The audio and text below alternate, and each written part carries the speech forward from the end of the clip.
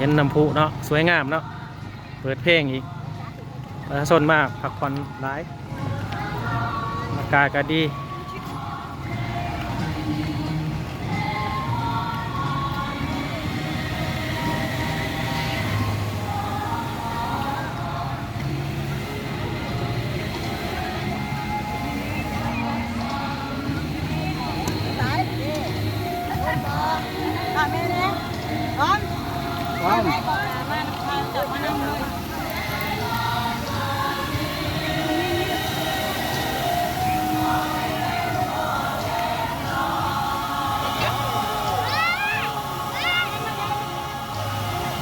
น้ำพุนี่จะขึ้นตามเสียงเพลงนะ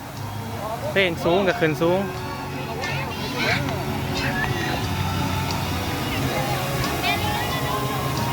ตะโบพาร้านมาเที่ยว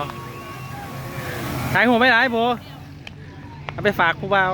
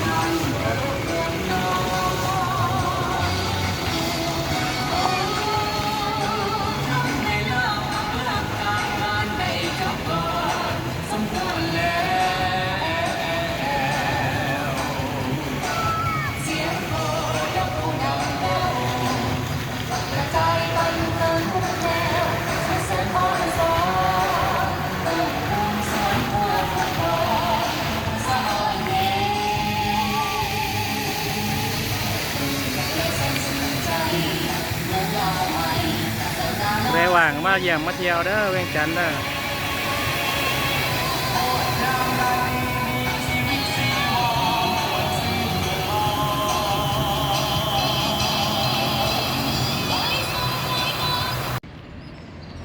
นี่เป็นมุมไก่ของประตูไส้เนาะ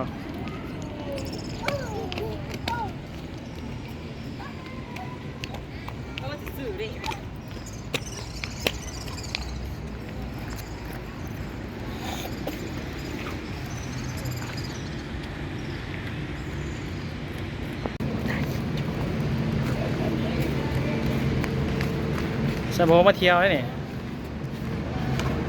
จะจังไหนมาเที่ยวงานมาส่วนผู้บ่าวมานำไป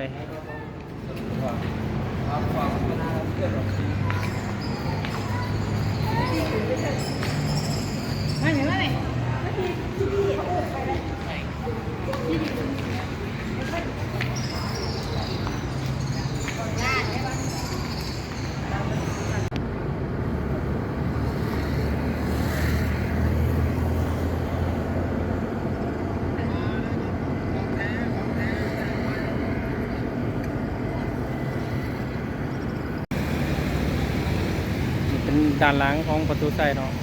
เป็นบนทางประดับไฟสวยงามเสื้อ คือไปนี่ก็จะเป็นแคมป์ของเนาะตลาดขายเครื่อง